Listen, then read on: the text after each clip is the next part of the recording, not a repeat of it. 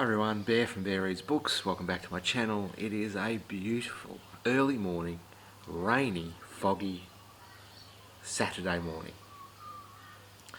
And we have not had rain here for a long time. I think my last Friday reads, and we call this a Friday reads. I've got a lot of interesting things to discuss, but my last Friday reads, it was sunny and bright and I was in the garden. Well, I'm in the garden today, a different part of the garden, but it is cold and rainy and foggy, and it's been raining pretty much since your last Friday reads that you saw. So pretty exciting. We haven't had rain for a very long time. I don't think I'd cut my lawn for like 8 months, so I had to drag the mower out of the shed and charge up the battery because it just didn't work.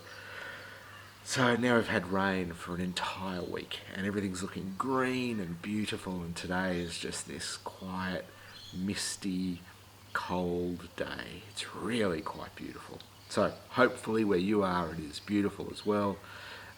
But today for Friday Reads, I will mention a few books that I've read throughout the week, but mainly I wanted to talk about the Booktube Prize.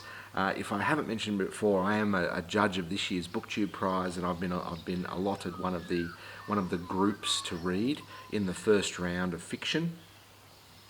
And I want to go through the books that I'm going to be reading. Unfortunately, I can't say anything about it. I can't say how I feel about these books or a rating for these books or anything at all, but I can go through the 6 books that I'll be reading so that you can keep an eye out for reviews after the close of the voting period, after the close of the assessment period.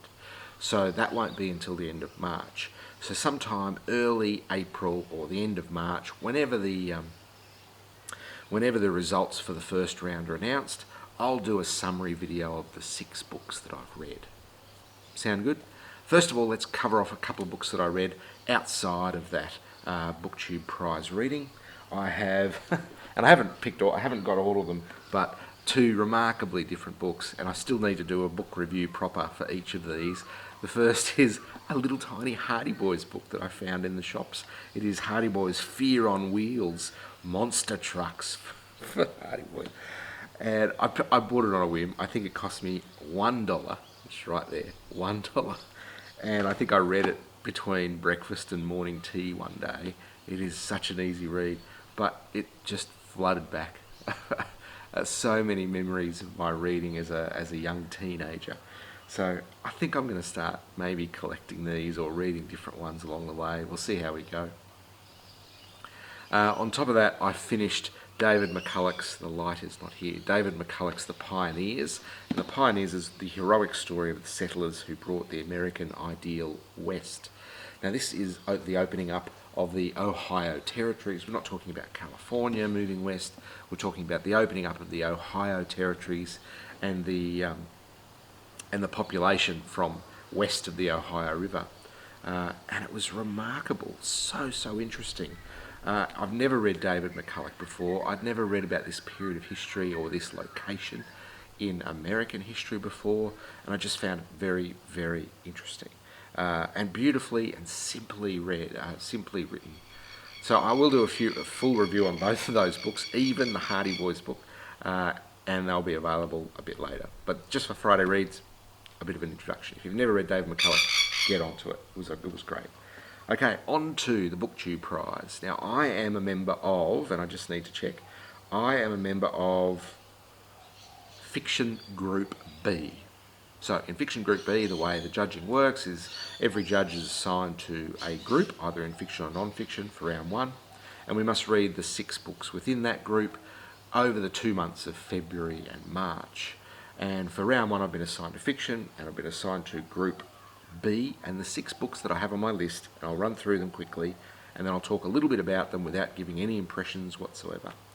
So we have Miriam Toews' Women Talking, Sarah Moss' Ghost Wall, and I'll put little pictures up here, hopefully you can see them, Kylie Reid, Such a Fun Age, Anne Patchett, The Dutch House, Tracy Chevalier, A Single Thread, and Sylvia Moreno Garcia, Gods of Jade and Shadow. Now, I'm so happy to be part of this group because of the 6 books, only one I had read previously, and that was Miriam Toews' Women Talking. I read that in the last quarter of last year.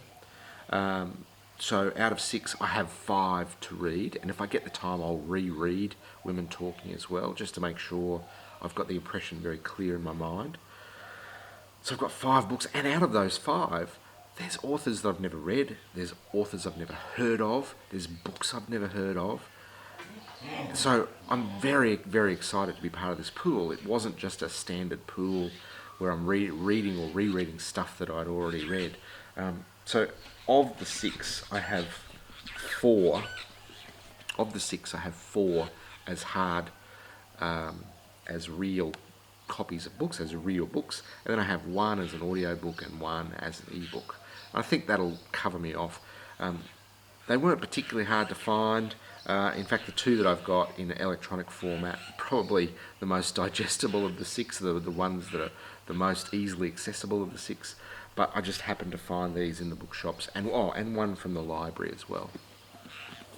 So there's Miriam Toews' Women Talking, a story of a Mennonite group where the women have been subjected to horrible atrocities, and the whole book is about the women talking and deciding what their next steps will be in order to either remove themselves from the situation or to remain part of the Mennonite society.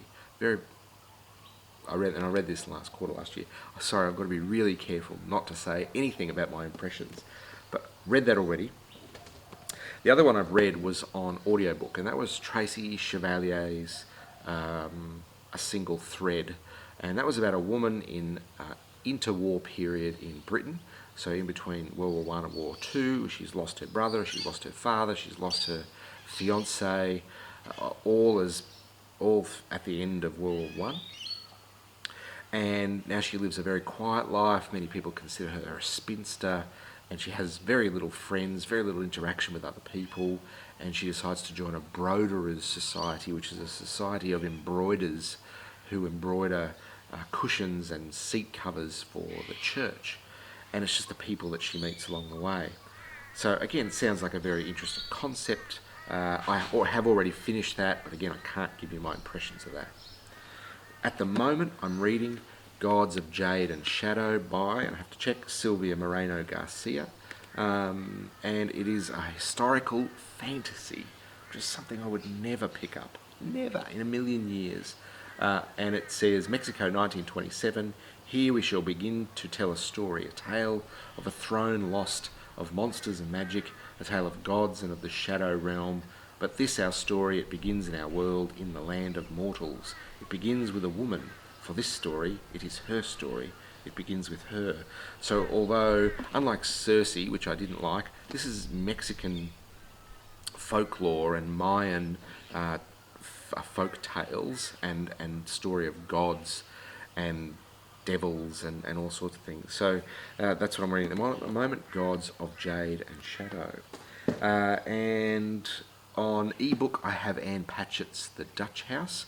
Having never read any Anne Patchett before, not even Commonwealth, I thought I'm quite excited to read that one, knowing nothing about it whatsoever.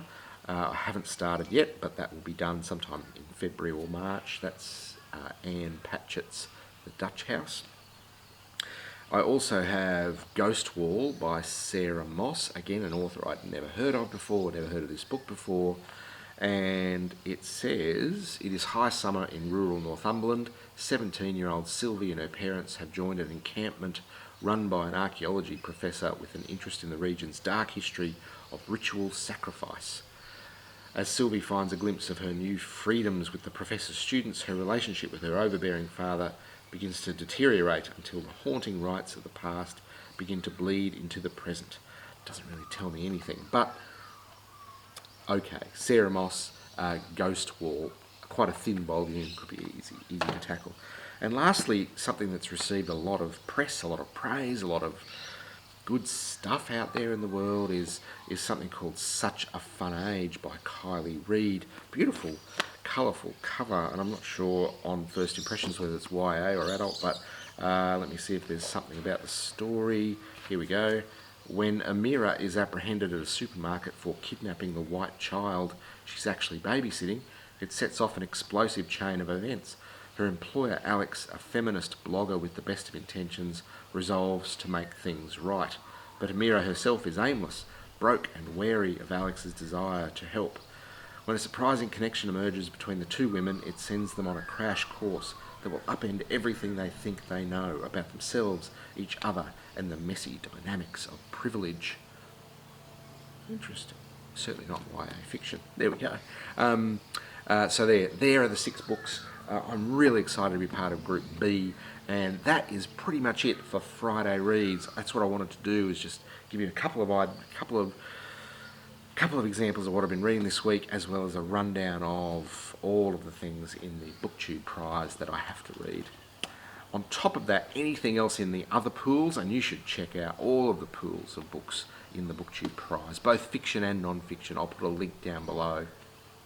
You should check them out, because what I'm trying to do in amongst the 6 books over 2 months is read as many of the other things on all of the other pool lists as I can, because if I pick up a judging spot in one of the later rounds, a lot of these other books are going to come up for reading. So I need to make sure I'm a little bit prepared, so if I am busy with work or other just life in general, maybe I need to make sure that I've read a lot more of those books. So it's a really great way of reading, making sure you've read reasonably recent titles, which is one of my goals for 2020, was to shift that calendar or shift that timeline of what I'm reading a little bit closer.